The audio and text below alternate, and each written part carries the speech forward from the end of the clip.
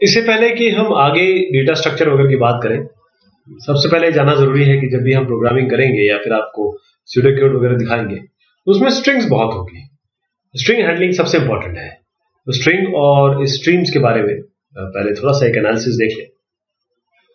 जैसे कि मैंने आपको बताया कि खासतौर पे जब हम स्ट्रिंग्स को रीड करते हैं या प्रोसेस करते हैं तो सी प्लस प्लस में इनपुट आउटपुट जो होता है वो स्ट्रीम्स के थ्रू होता है।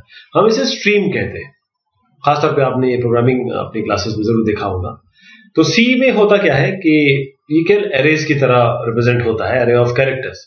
स्ट्रिंग कुछ भी नहीं होता है, यहाँ पर एक आपका एक एरे बन जाता है और उसमें आपके यहाँ कैरेक्टर लिखे जाते हैं इस तरीके से। तो आप ये कैरेक्टर यहाँ पर लिखते हैं, तो कोई स्ट्रिंग टाइप तो है नहीं इसमें, खासतौर पे सी में।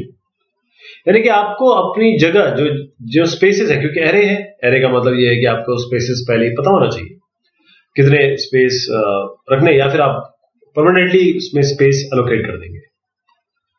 यानी कि अगर आपने 80 कैरेक्टर रखे हैं तो ना 80 से ज्यादा हो सकते हैं ना 80 से कम हो सकते हैं। और आखिर में क्या होता है कि जो लास्ट होता है यहाँ पर आपको /0 रखना पड़ता है, जिसे हम नल कैरेक्टर कहते हैं, जिसे हम /0 कहते हैं, नल कैरेक्टर है।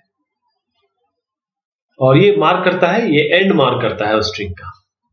लेकिन जो सी प्लस प्लस में है उसमें आपकी स्ट्रिंग क्लास है, स्ट्रिंग क्लास उसमें होती है। तो बहुत सारी जो आपकी मेहनत है वो बच जाती है।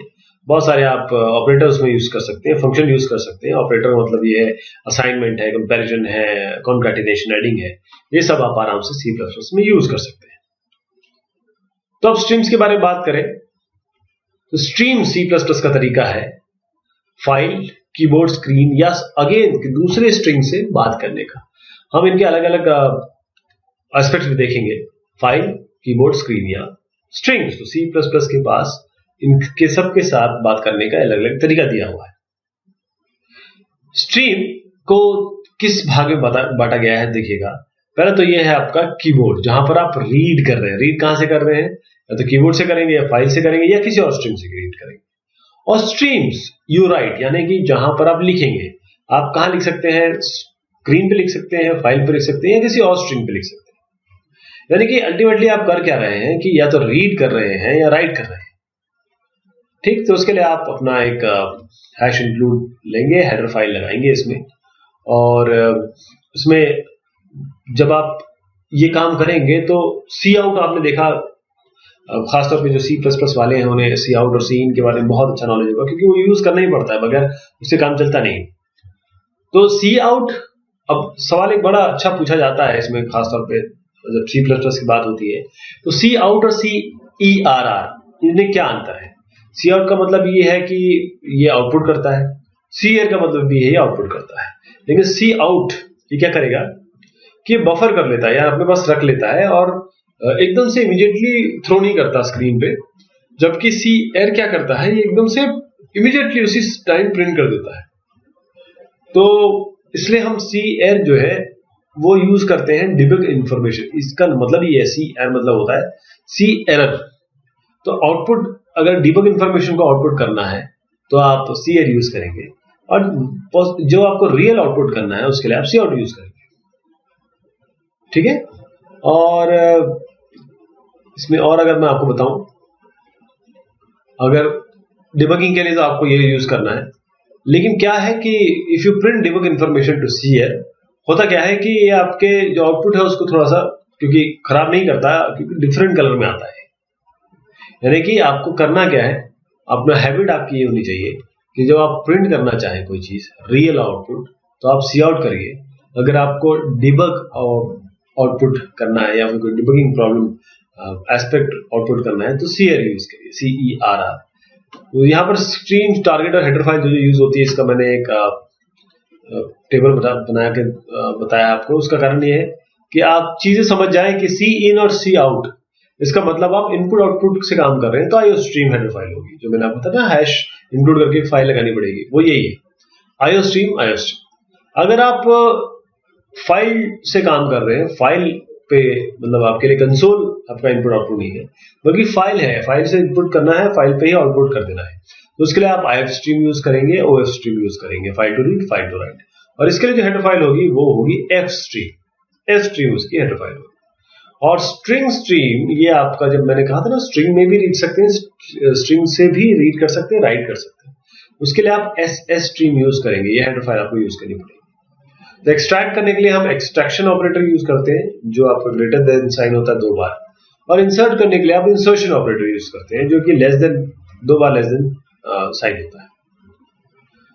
तो थोड़ा सा ये ध्यान रखिएगा कि आप जब एक रीड कर रहे होंगे स्ट्रीम से, यानी कि सी इन या फिर आई स्ट्रीम माई इनपुट, कोई भी माई इनपुट हो सकता है नाम आई स्ट्रीम का, तो जब आप रीड कर रहे होंगे तो ये जो जरूर चेक कर लीजिए कि रीडिंग जो है सक्सेसफुल हुई है कि नहीं हुई है। उसके लिए आप सी इन यानी यहाँ पर, इसके लिए यहाँ पर डॉट फेल से करेंगे, या फिर अगर आप आई स्ट्रीम से कर रहे हैं तो माई इनपुट अगर इसका नाम है तो माई इनपुट डॉट फेल से करेंगे। ये क्या रीड पूरा प्रॉपर सक्सीड हुआ है कि नहीं हुआ है।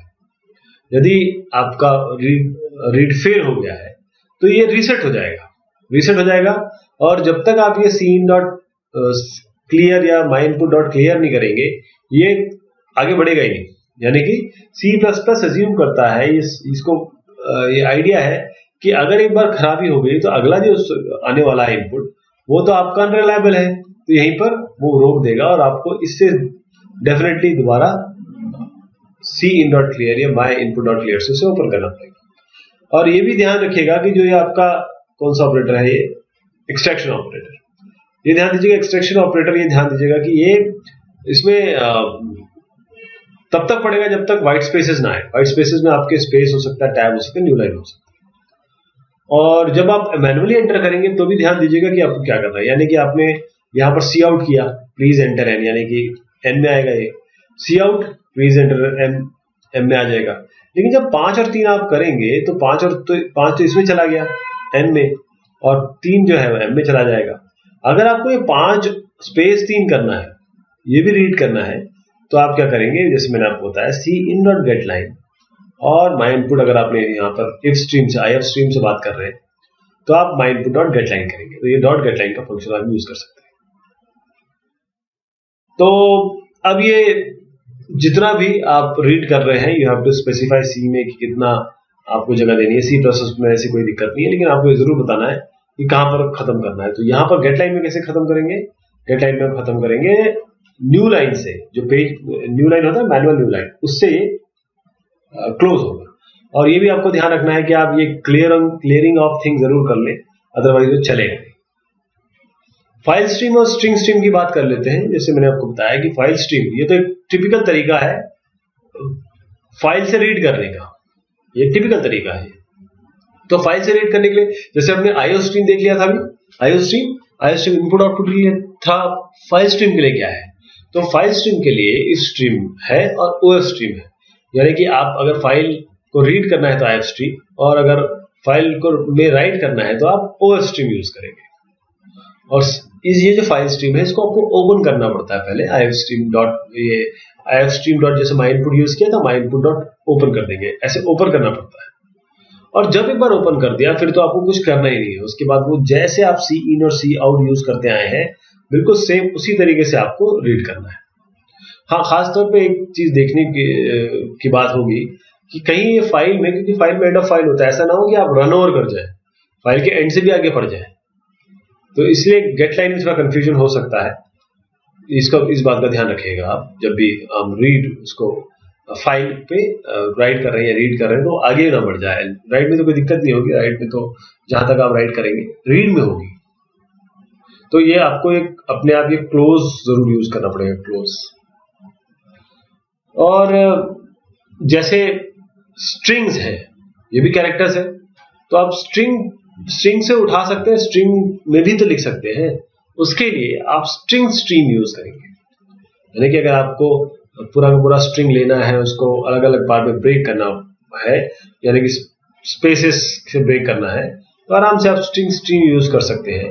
और आप एक्सट्रैक्शन ऑपरेशन यूज कर सकते हैं इन आइटम्स में, अलग अलग जो आइटम आपने स्पेस से दूर की। और एक और चीज कर सकते हैं, स्ट्रिंग को आप इंटीजर्स में भी चेंज कर सकते हैं, ये भी आपके पास एक ऑप्शन है, लेकिन इस थोड़ा कॉशियसली करना पड़ेगा। स्ट्रिंग हैंडलिंग बहुत इंपॉर्टेंट है जहां तक आपका C++ का। और फिर डेटा स्ट्रक्चर जो है जब हम पढ़ेंगे तो ये किसी न किसी लैंग्वेज से पढ़ेंगे, C या C++। तो इसके लिए स्ट्रिंग जानना बहुत जरूरी है। तो बहुत शुक्रिया, बहुत मेहरबानी। ये बात हुई आपकी स्ट्रिंग की, ताकि हम डेटा स्ट्रक्चर अच्छे से जान सकें।